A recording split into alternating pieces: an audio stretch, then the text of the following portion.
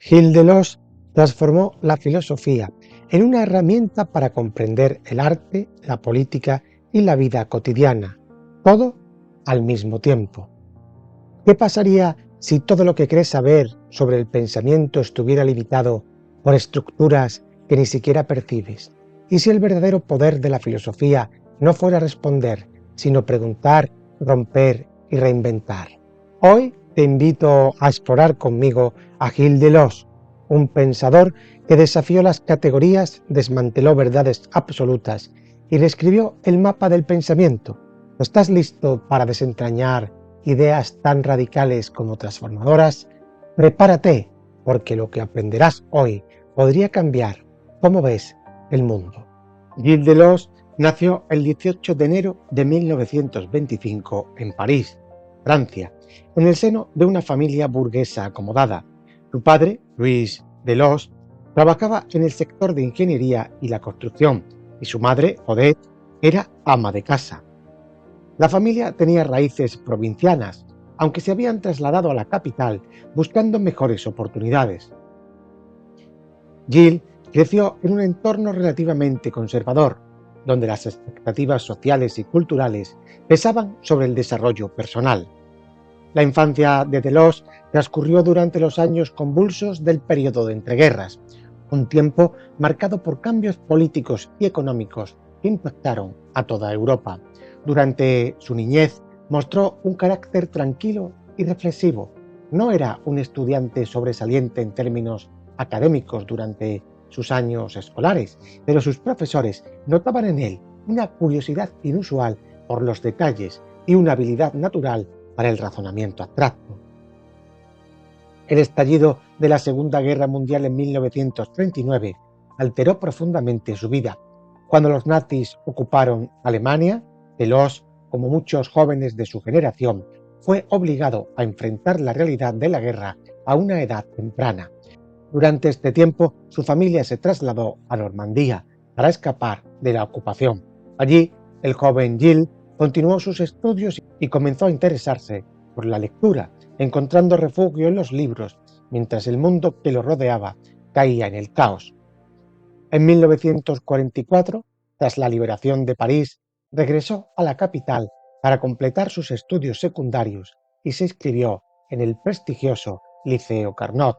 Fue en esta etapa cuando descubrió su amor por la filosofía, influenciado por uno de sus profesores, quien lo alentó a explorar textos de pensadores clásicos y contemporáneos.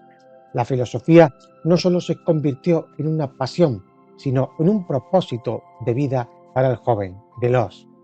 Deleuze ingresó posteriormente en la Sorbona, la principal universidad de París, donde comenzó a estudiar filosofía bajo la tutela de destacados profesores como Jean Hippolyte. Aunque este mentor fue crucial en su formación, Deleuze siempre mantuvo una relación ambivalente con la academia tradicional. No le interesaba ser un académico convencional ni seguir los moldes establecidos. Buscaba en la filosofía una herramienta para repensar el mundo desde perspectivas nuevas. Durante este periodo también se interesó por otras disciplinas como la literatura, la historia y el arte, que influirían en su forma de pensar y en su estilo de escritura.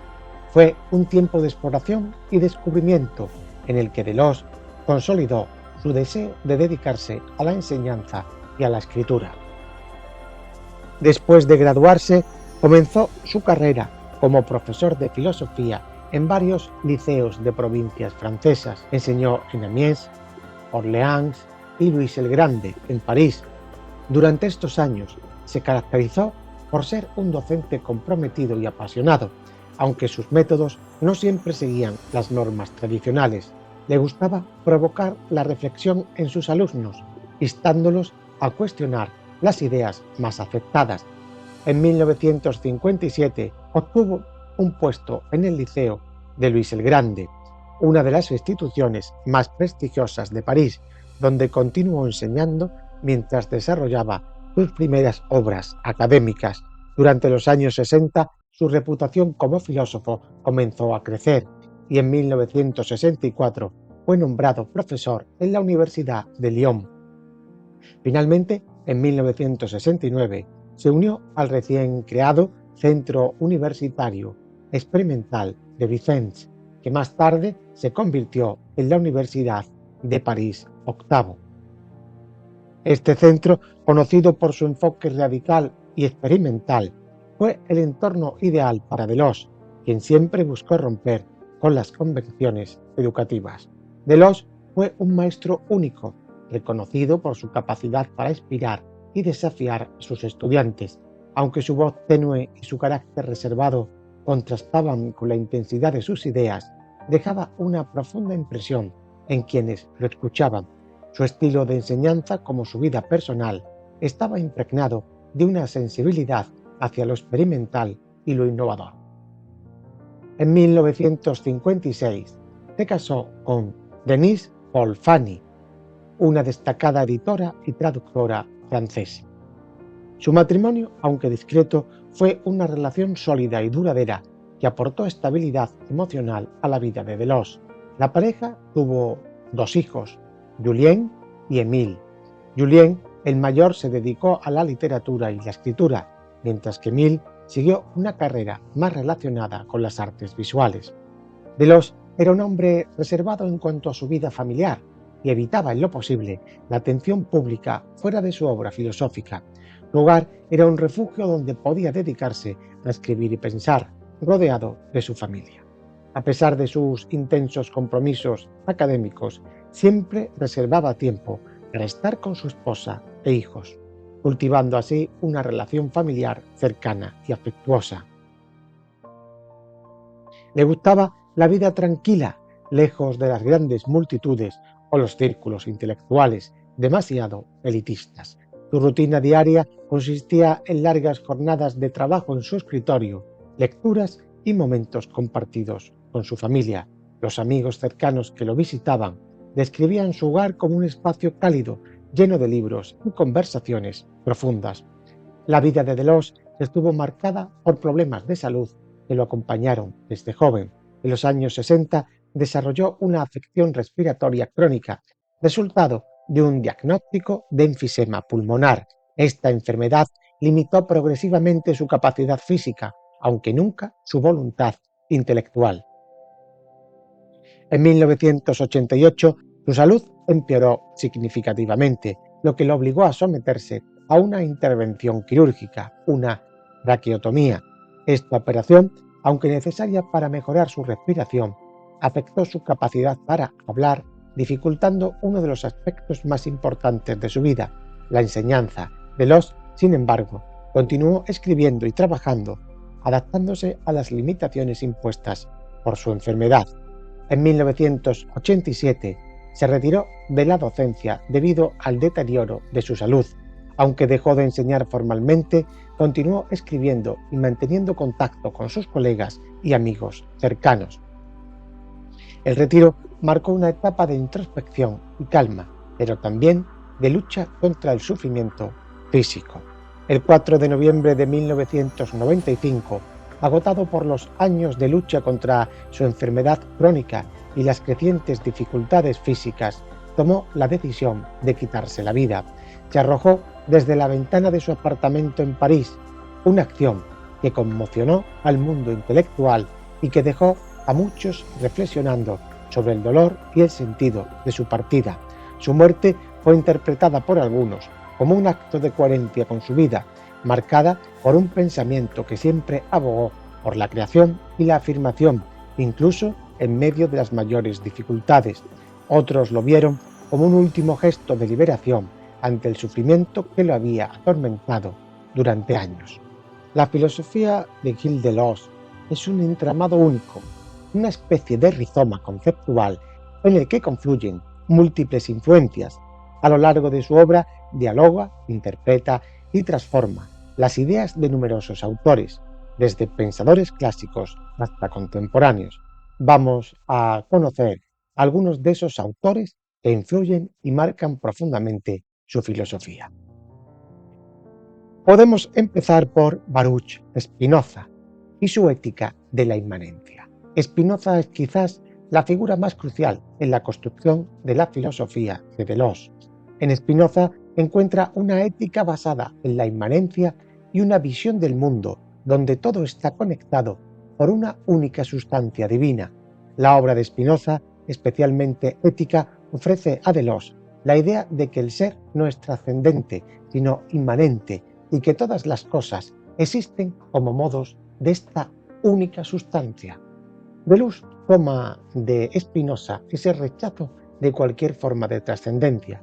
Para ambos, el ser está dentro del mundo y no en un plano superior separado. Spinoza considera que el cuerpo es central en nuestra existencia y que nuestros efectos determinan nuestras capacidades de actuar. Deleuze desarrolla esta idea vinculándola al deseo como una fuerza productiva. Deleuze hereda de Spinoza también la noción de que vivir bien consiste en maximizar nuestra potencia de actuar y en encontrar la alegría como expresión de esta expansión. Deleuze encuentra en Nietzsche una ruptura radical con la filosofía occidental tradicional, que él veía dominada por el pensamiento de la identidad, la representación y la moral reactiva. Nietzsche introduce la voluntad de poder, la eterna afirmación y el pensamiento de devenir. Todos estos conceptos serán fundamentales para la filosofía de Deleuze. La influencia de Henri Bergson también es notable y profunda, especialmente en sus reflexiones sobre el tiempo, el movimiento y la creatividad. La filosofía de Bergson, centrada en la duración como una experiencia continua y fluida, ofrece a Deleuze una alternativa al tiempo lineal y mecanicista de la filosofía clásica. Recordemos, como vimos en otros vídeos, que Bergson describe el tiempo como una experiencia subjetiva continua en oposición al tiempo cuantificable y fragmentado de la física. Deleuze utilizará esta idea para desarrollar su noción del devenir. Otra influencia es David Hume. Aunque Hume pertenece al empirismo clásico, Deleuze lo interpreta como un filósofo que pone en cuestión las estructuras trascendentales del pensamiento, proponiendo en su lugar un enfoque basado en las relaciones contingentes y los hábitos. Hume sostiene que todo conocimiento proviene de la experiencia. Deleuze radicaliza esta idea, proponiendo que incluso las estructuras más abstractas emergen de relaciones concretas. Según Hume, el hábito es lo que nos permite conectar las experiencias individuales. Deleuze ampliará esta noción considerándola una forma de creatividad.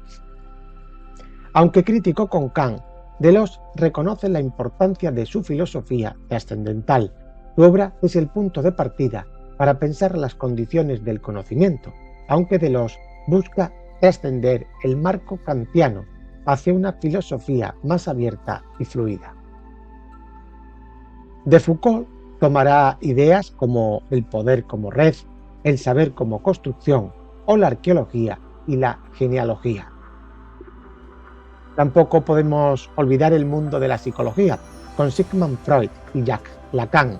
Aunque Deleuze critica severamente el psicoanálisis, especialmente en su colaboración con Félix Guattari, su obra no puede entenderse sin una relación dialéctica con Freud y Lacan, sobre todo en el inconsciente, el deseo y en la famosa crítica que hizo sobre Edipo. La literatura también desempeña un papel fundamental en el pensamiento de Gilles Deleuze, y Proust ocupa un lugar especial. En su obra En busca del tiempo perdido, Proust explora cómo la memoria y el arte permiten acceder a la verdad. Proust describe cómo ciertos estímulos evocan recuerdos profundos y significativos. Deleuze utiliza esta idea para desarrollar su noción de virtualidad. Para Proust, el arte no es una representación, sino una forma de descubrir verdades que no pueden alcanzarse de otro modo. Deleuze retoma esta perspectiva en su filosofía del arte. Una vez trazada su biografía, su contexto histórico y filosófico, vamos a entrar de lleno en su obra. Hay que empezar por el famoso libro Diferencia y repetición, de 1968. Es una de las obras, digamos, más importantes de Gilles Deleuze y una pieza clave en el desarrollo de la filosofía contemporánea.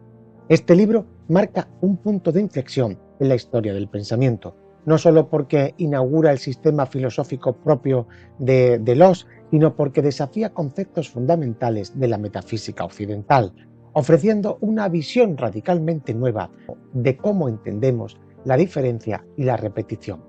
Escrito como su tesis doctoral bajo la supervisión de Jean Hippolyte, Diferencia y repetición establece un marco teórico que redefine la relación entre la filosofía, la identidad, el devenir y la creatividad. Para comprender la relevancia de diferencia y repetición, es necesario situarla en el contexto filosófico de los años 60. En esta época, el pensamiento europeo estaba profundamente influenciado por el estructuralismo, representado por autores como Lévi-Strauss y Louis Althusser, quienes privilegiaban las estructuras como base de toda significación. Simultáneamente emergían las críticas al estructuralismo, lideradas por figuras como Foucault, Derrida y el propio Deleuze. En este escenario, Deleuze no solo rompe con las tradiciones filosóficas dominantes, sino que también ofrece una alternativa audaz. Rechaza tanto el enfoque trascendental kantiano como el énfasis estructuralista en las reglas y categorías universales. En cambio, propone una filosofía que celebra la diferencia como fuerza creativa y fundacional. Como hemos dicho, la diferencia es uno de los aportes más significativos. En la tradición filosófica occidental, desde Platón hasta Kant, la diferencia ha sido subordinada a la identidad, es decir, algo es diferente en relación con algo que ya se considera idéntico o esencial. Por ejemplo, los conceptos se definen por sus límites y similitudes con otros conceptos, estableciendo la identidad como el punto de referencia principal. Deleuze desafía esta visión tradicional al argumentar que la diferencia no debe ser entendida en relación con la identidad, sino como algo autónomo, productivo y fundamental. Según él, la diferencia no es secundaria ni derivativa, es la fuerza creativa que subyace a toda realidad. Deleuze introduce la noción de diferencia en dos dimensiones. Diferencia virtual, que es una potencia o fuerza latente que no está actualizada, pero que existe como posibilidad. Y diferencia actual, que es la manifestación concreta de esas diferencias virtuales en la realidad. Por ejemplo, una semilla contiene de manera virtual todas las posibles formas que puede adoptar como planta, pero solo una de ellas se actualiza en un momento dado. Para Deleuze, la diferencia virtual es más importante porque representa la multiplicidad y el potencial infinito del ser. Otro concepto fundamental de la obra es la repetición. En la tradición filosófica, la repetición se había entendido como una copia, una repetición de lo mismo. Deleuze critica esta concepción, argumentando que la repetición nunca es meramente una reproducción de algo idéntico, sino un proceso creativo que introduce diferencias. Deleuze distingue entre dos formas de repetición: la repetición mecánica, que sería una repetición superficial y estática, como la reproducción de un objeto en serie, y la repetición dinámica, que es una repetición que transforma y reinventa lo que repite, introduciendo diferencias en cada interacción. Un ejemplo de esto puede observarse en el arte. Un motivo musical repetido no es idéntico a su primera aparición. Cada repetición aporta nuevas capas de significado en función de su contexto y su relación con el conjunto de la obra. Para Deleuze, esta capacidad de la repetición para generar novedad es clave para entender los procesos creativos en todos los ámbitos de la vida. Deleuze critica también, de manera sistemática, las bases de la metafísica occidental, que él considera obsesionada con la identidad, el ser fijo y lo trascendental. Según Deleuze, esta tradición ha reducido la diferencia a una posición secundaria y ha tratado la repetición como algo pasivo. En cambio, él aboga por una filosofía que celebra la diferencia como una fuerza activa y creadora. Deleuze inicia su crítica con Platón, quien establece la distinción entre el mundo de las ideas y el mundo sensible. Para Platón, el mundo sensible está subordinado al mundo de las ideas, y la diferencia se reduce a un reflejo de la identidad. Deleuze revierte esta jerarquía, argumentando que no hay un modelo original al que debamos remitirnos. Todo es devenir y multiplicidad. Deleuze también desafía a Kant, quien establece las categorías trascendentales como condiciones universales del conocimiento. Según Deleuze, este enfoque impone una estructura fija al pensamiento, ignorando la fluidez y la creatividad inherentes a la diferencia. En lugar de trascendentalidad, Deleuze propone un plano de inmanencia donde todo surge de relaciones dinámicas y contingentes. En lugar de ver el ser como algo estático e inmutable, lo concibe como devenir. Para él, el mundo no es un conjunto de entidades fijas, sino un flujo constante de diferencias que se actualizan y se transforman a través de procesos de repetición. Deleuze propone una ontología basada en la multiplicidad. En este sistema no hay un ser único o esencial, sino múltiples formas de existencia que interactúan y se transforman mutuamente. Este enfoque rompe con la idea de una realidad unificada y universal, celebrando en su lugar la diversidad y la singularidad. Aunque Diferencia y repetición es una obra densa y compleja, es el punto de partida de la filosofía sistemática de Deleuze. Muchos de los conceptos desarrollados en esta obra, como la diferencia, la repetición, el devenir y la multiplicidad, se expanden y reconfiguran en sus trabajos posteriores. Desde su publicación, Diferencia y repetición ha influido profundamente en la filosofía, la teoría crítica y la estética, y también en otras muchas disciplinas. Otra obra fundamental es La lógica del sentido, publicada en 1969. En este libro, Deleuze desarrolla una reflexión profunda sobre el lenguaje, el sentido y su relación con los acontecimientos y el devenir. Influido por Lewis Carroll, el estructuralismo y su interés por la literatura, la obra trasciende las categorías tradicionales del pensamiento para ofrecer una perspectiva innovadora sobre cómo el lenguaje construye, modifica y refleja la realidad. Uno de los temas principales de Lógica del sentido es la relación entre el lenguaje y el sentido. Deleuze busca entender cómo el lenguaje genera significado, no desde una perspectiva representacional, sino como un sistema dinámico de relación. Para Deleuze, el sentido no es simplemente una propiedad inherente de las palabras o de las cosas, sino un acontecimiento que ocurre en la intersección entre el lenguaje y el mundo. Este acontecimiento no es algo fijo o estable, sino que está en constante devenir, transformándose en función de los contextos y las relaciones.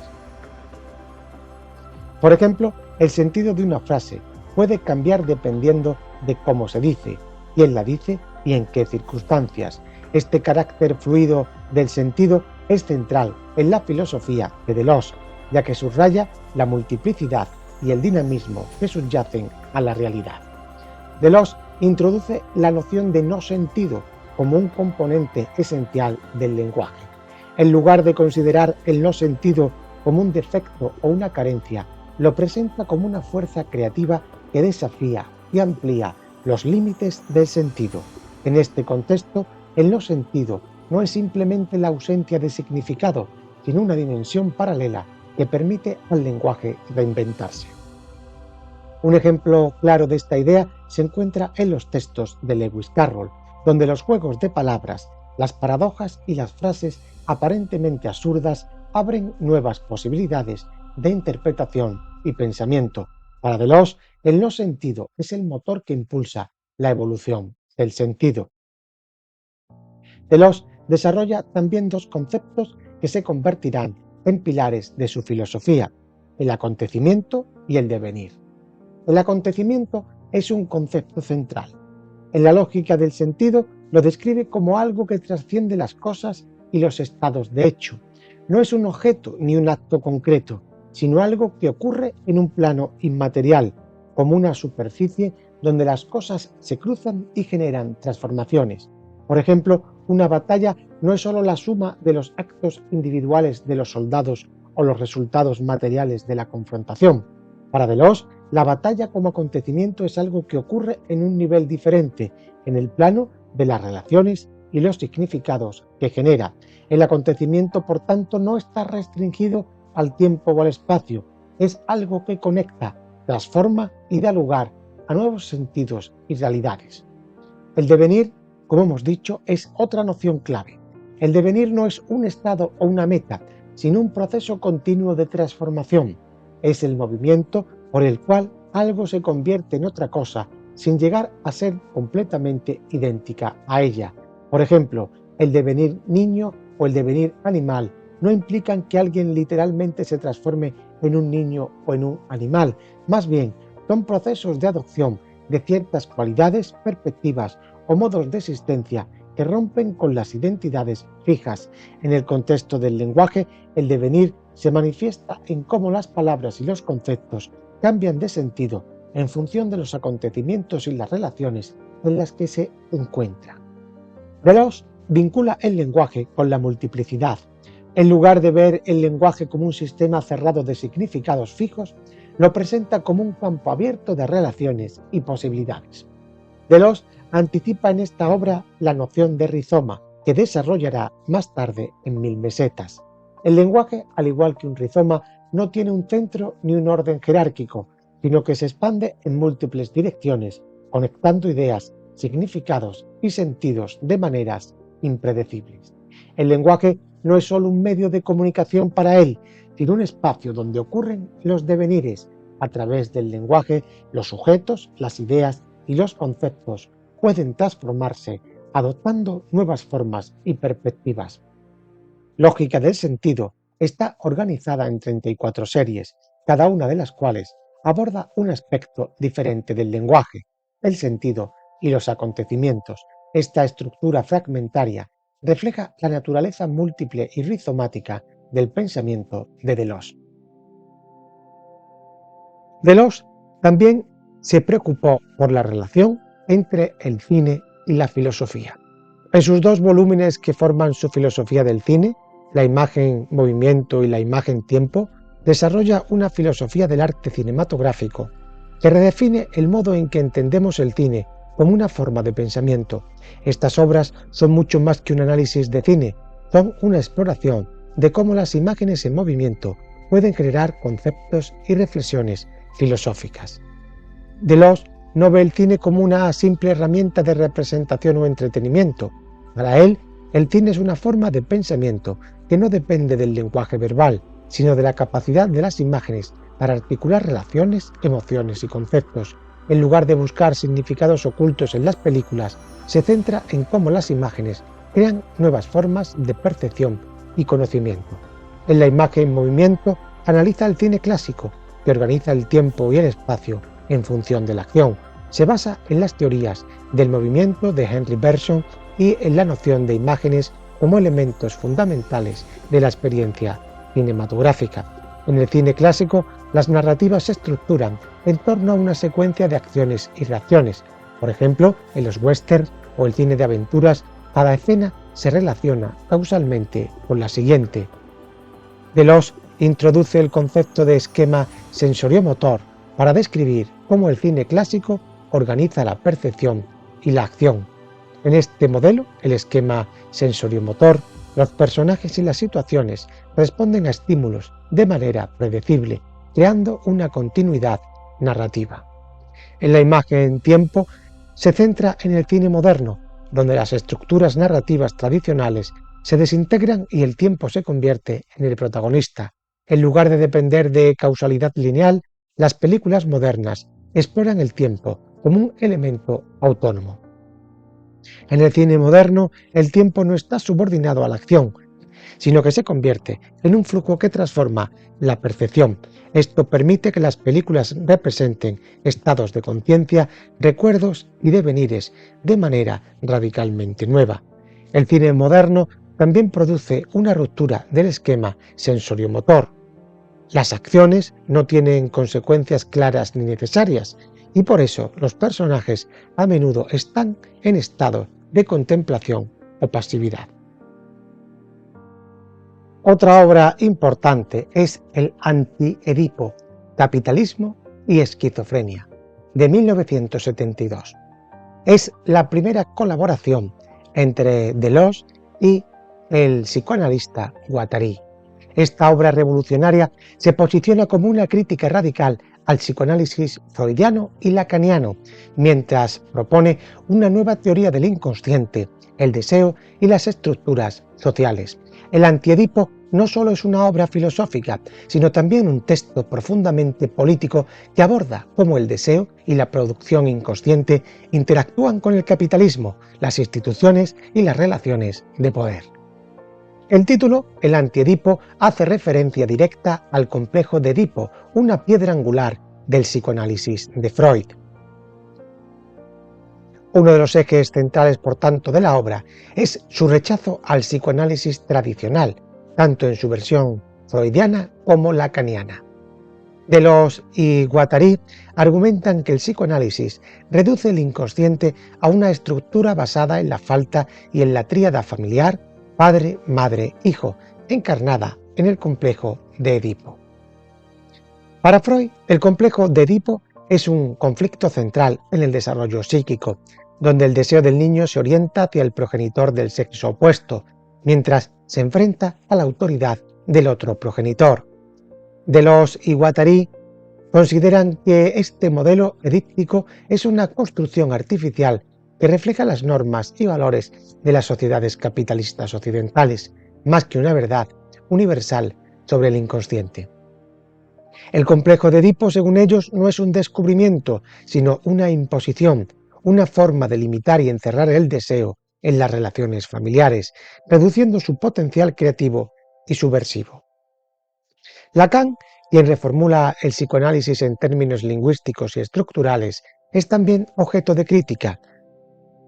Deleuze y Guattari rechazan la idea de que el inconsciente esté estructurado como un lenguaje, ya que esto implica un marco fijo y jerárquico. En su lugar, proponen una visión del inconsciente como una máquina productiva. Para ellos, el inconsciente no es un teatro de representaciones, sino una fábrica que produce constantemente flujos de deseos, afectos y relaciones. El deseo, lejos de ser una carencia, es una fuerza positiva y productiva que genera conexiones y transforma la realidad. Este enfoque rompe con la visión freudiana del deseo como una necesidad insatisfecha que busca ser colmada.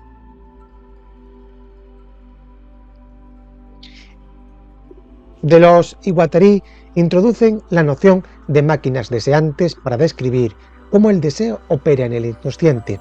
Las máquinas deseantes son sistemas dinámicos que conectan elementos heterogéneos, creando flujos y produciendo realidad.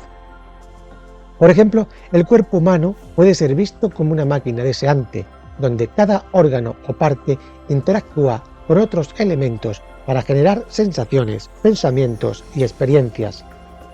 El subtítulo del libro, Capitalismo y Esquizofrenia, refleja la intención de los autores de conectar el inconsciente con las estructuras sociales y económicas. Para Deleuze y Guattari, el capitalismo no solo organiza la producción material, sino también la producción del deseo y de las subjetividades. El capitalismo, según los autores, funciona como un sistema que descodifica y reconfigura flujos de deseos, mientras que las sociedades tradicionales limitan el deseo mediante estructuras rígidas. El capitalismo lo libera parcialmente para convertirlo en consumo. Sin embargo, esta liberación está controlada, ya que el sistema redirige el deseo hacia la producción y el consumo, perpetuando su dominio. Los autores también tocan el tema de la esquizofrenia, que para ellos no es solo una condición clínica, sino una metáfora del potencial liberador del deseo. En contraste con la neurosis, que está atrapada en el modelo edípico, la esquizofrenia representa una ruptura con las estructuras jerárquicas y una apertura a nuevas conexiones. El Anti-Edipo marcó un hito en el pensamiento político, cultural y filosófico. Su influencia se extendió más allá de la filosofía, llegando a la teoría política, los estudios culturales y las ciencias sociales.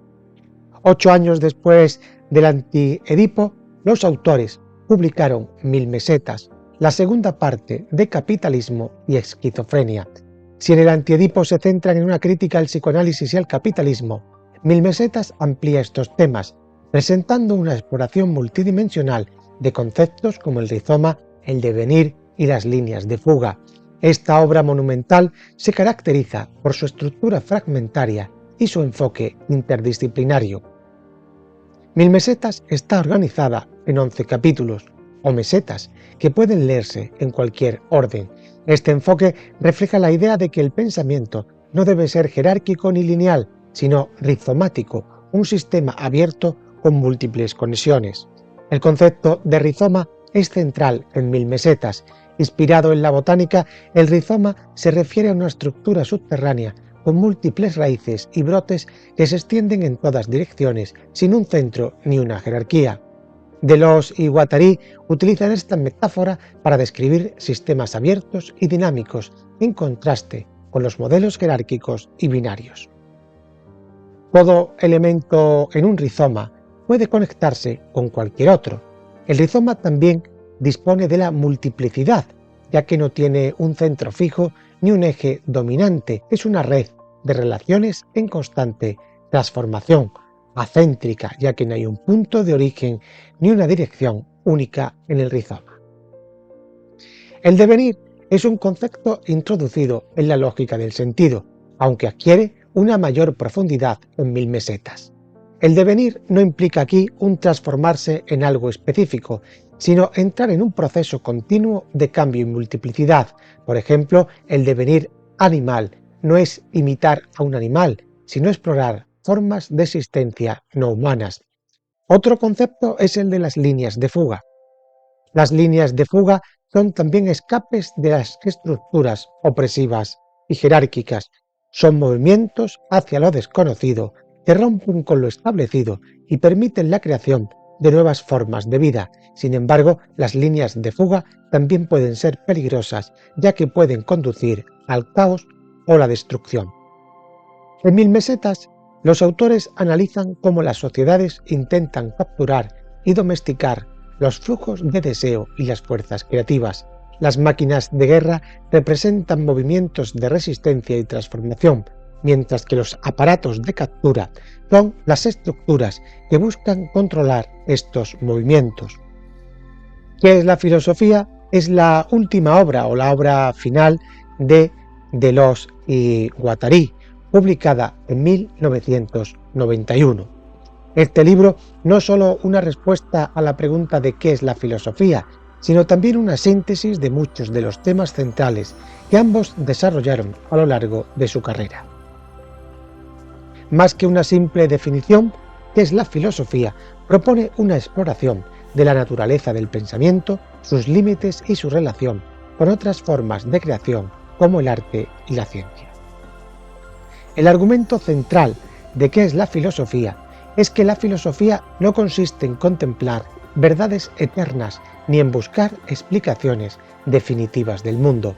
Para Deleuze y Guattari, la filosofía es ante todo la creación de conceptos.